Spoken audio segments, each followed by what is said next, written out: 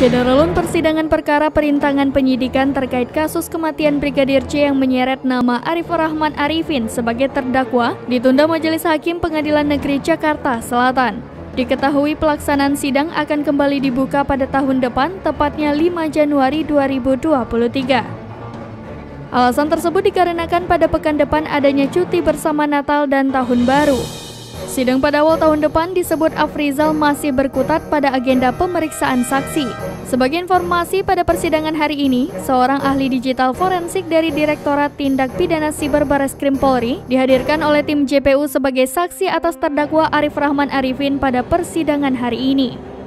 Dalam kesaksiannya, Adi Setia sebagai saksi ahli menjelaskan adanya berita acara pemeriksaan forensik terkait file CCTV di rumah Duren 3 milik Ferdi Sambo.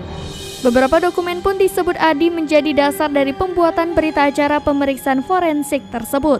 Dari dokumen-dokumen tersebut dapat diketahui asal barang bukti yang disita. Di dalam dakwaan JPU pun tercantum bahwa Arifur Rahman Arifin melihat rekaman CCTV Duren 3 tidak sesuai dengan apa yang diceritakan Ferdi Sambo. Dia pun melapor ke Hendra Kurniawan. Dari situ, Arif dan Hendra melapor ke Ferdi Sambo di kantornya. Di sana, Ferdi Sambo meminta agar barang bukti tersebut dimusnahkan.